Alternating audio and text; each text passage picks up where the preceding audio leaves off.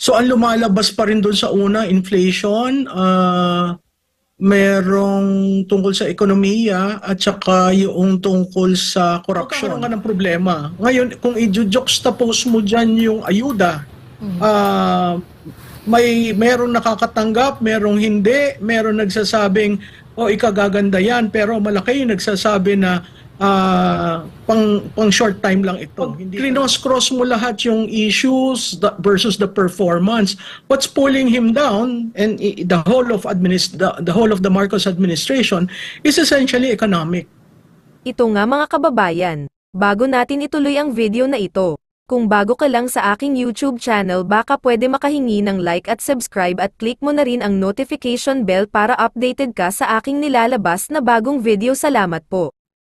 Well, ang lumalabas pa rin economics eh. In fact, yung South China Sea, I think nasa fourth group of issues na mineasure for this quarter. At ang outstanding dyan, kung titingnan mo yung South China Sea, 50+% are saying we should stay neutral, na mahalaga sa mga Pilipino na neutral tayo. So ang lumalabas pa rin doon sa una, inflation, merong tungkol sa ekonomiya at saka yung tungkol sa corruption. Pero kung titingnan mo, Admar, yung naandun pa rin yung pessimism, kung titingnan mo doon sa overall, lumalabas na low ratings pa rin sa government officials and institutions. Makikita mo yung slide ng mga officials, when I say officials, from President, Vice President, Speaker, to the Senate President. Ang interesting dyan, nung hindi pa Senate President si Senator Cheese na measure namin as member of the Senate, mataas ang approval at trust rating nila. Pero nung naging Senate President siya, parang yung onus o yung burden ng position got him to go lower than his average when he was Senator. Yung kay Presidente, he holds the approval rating at 44%, a trust rating of 33%. Ang interesting dyan, doon sa baluarte niya, bumaba siya from 52 to 49. Ang margin of error, plus or minus 3%. Samantalang kay Vice Presidente, bumaba siya from 46 to 41 in terms, rather from 53 to 46 in terms of approval at 46 to 41 in terms of trust. Interestingly, bumaba siya sa North Central Luzon, sa baluarte ng Presidente, 47 to 38%, pero buoyant siya, katulad rin sa tatay niya dahil ang Mindanao, dinadala pa siya. Makikita mo na kahit na may drop, pag kinumpare mo lahat sila, si Vice Presidente pa rin ang mas mataas sa lahat in terms of approval and trust. Hindi na-capture dyan yung resignation niya kasi natapos yung fieldwork namin ng June 19. Nag-resign siya ng hapon, so hindi halos na apektuhan yon. Makikita mo, kaya hindi natin masasagot whether yung bang pag-resign niya, bigla siyang aangat, pero ang makikita mo dito, she is being pulled down also by the performance of the whole of government. Ma'am, dito sa ating Pangulo po, ano po yung pangunahing reason kung bakit tuloy-tuloy yung kanyang pagbaba sa rating? Ang lumalabas kasi yung performance dun sa issue ng inflation eh. Economics.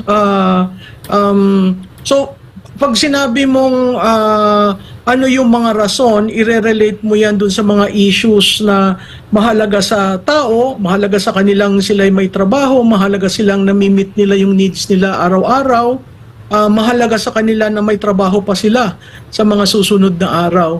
So, kung titingnan mo yan dun sa recent CEO survey na ginawa, doon sa CEO survey na ginawa ng PricewaterhouseCoopers, makikita mo doon yung pag-aagam-agam rin ng mga negosyante. So, yung pag-aagam-agam nilang yon, meron pa ba akong kumpanya sa susunod na mga panahon, ang kumpanya ko ba kikita ng mataas. So sa tingin ko ang napakahalaga sa atin yung stability, predictability, stability at certainty ng policies at matugunan yung presyo ng bilihin. Kasi kung may trabaho ka, meron kang panggugugol para sa pambili ng mga basic commodities. Kung wala kang trabaho, walang katiyakan, magkakaroon ka ng problema. Ngayon, kung i-juxtapose mo dyan yung ayuda, merong nakakatanggap, merong hindi, meron nagsasabing, ikagaganda yan, pero malaki yung nagsasabi na pang short time lang ito. Hindi talaga ito yung problema. Hindi talaga ito yung sagot sa problema. So, pag cross mo lahat yung issues versus the performance, what's pulling him down and the whole of the Marcos administration is essentially economic. Opo. Prof, di ba dito sa nakalipas na 2 taon, abala sa pag-iikot sa iba't ibang mga bansa ang ating Pangulo. So, hindi kailanman matatabunan ang reklamo ng sikmura ng taong bayan sa mga press releases na kesyo, merong mga pledges tayong nakukuha. Yan yung kumbaga pinaliwanag pa niya na yung kanyang paglalakad, pag-iikot sa iba't ibang bansa ay makakatulong sa ating ekonomiya. So kumbaga itong ginagawa nila ngayon, hindi matatakpan yung kalam ng sikmura ng taong bayan.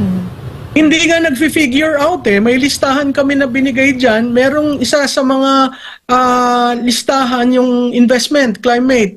I'm sorry, I cannot recall the percentage, but it's not within your 30% up. So essentially, hindi nakikita ng taong bayan na yung pag-iikot ay nakakatulong. Kasi kung nakakatulong yan, hindi nila gagawing issue yung inflation, yung presyo ng bilihin, yung trabaho. At hindi sila mag-react ng ganun sa ayuda. So kung titingnan mo, i-correlate mo yung mga tinanong, hindi nag-figure out yung investment. Di ba meron naman... Which means alam ng tao na hindi nagre-redound, hindi nila nararamdaman yung investment. Kung yung claim nila, I think 68 companies already registered with the DTI and they're sure to put in money, that has not been felt in the last 2 years. Kung yung pledges, ma'am, siguro wala na tayo munang maasahan na mabilisang proyekto. Di ba meron namang pinagmalaki ang ating pamahalaan na Maharlika Investment Fund na tingin ko yun, meron ng batas noon. Di ba mas mabilis na ma-implement yun kumpara doon sa mga pangako na pledges ng ibang mga bansa? Well, Admar, kung titingnan mo yung bilis ng pagpapasabatas ng Maharlika Fund, ganun namang kasimbagal ang pagkuha ng investment para dyan. Walang pumapasok. So, technically, yung Maharlika, supposedly sovereign yan sovereign wealth. Ang nakalagay lamang dyan ay yung sa DBP at sa Land Bank na naging issue nga kung ibibigay o hindi. Pero wala kang naririnig. Di ba wala yan sa legislative agenda, isiningit nung first regular session ng 19th Congress, lumabas in a matter of less than 3 months, lumabas. But now, nobody can hear about the Maharlika Investment Fund. Nobody is informing the public. There is total silence. So, hindi ko alam kung anong magandang ipapahiwatig sa SONA when it comes to the economy. Makikita natin yung rating ni Moody's, no? From up and up performance to medyo below the X line na nga so hindi natin alam kung pag sinabi mong the state of the nation is great, the state of the nation is good, I don't think the president can claim that in the State of the Nation address unless there comes a miracle in the next 21 days magbabago ang sitwasyon ng mga kababayan natin. Prof, nasusukat po rin ba or pinag-aaralan din po ba ninyo sa Publicus Asia when it comes to the awareness o yung consciousness po, yung pagtaas ng kamalayan ng ating mga kababayan ngayon sa lahat po ng krisis na kinakaharap, at ano po rin ba ang nakikita ninyong challenge na dapat din po nating pang tutukan dito po, kasi National Day of Protest at lumawak na mula since January hanggang ngayon ng mga issue po na nilalatag po natin ngayon? Well, alam mo, Ina, pag-iwahiwalay natin yung mga issues, no? Nagpintura sila ng issue tungkol sa South China Sea, may economics, may pagkukuha sa mga nakalimutan na siguro yung drugs, nandyan si Pastor Kibuloy. So, mineasure natin lahat yung mga issues na yan, at nahati nga sa 4 na classifications yung nangyari. Yung first classification, kailangan matugunan yun ng administrasyon. Kasi yung last na classification, yun yung paulit-ulit na hindi naman tinutugunan, sinindihan, pero tinabilang muna. Yan yung charter change, di ba? Tapos yung anti-drugs, hindi natin maintindihan kasi from the arrest sa Alitagtag, wala na nangyari.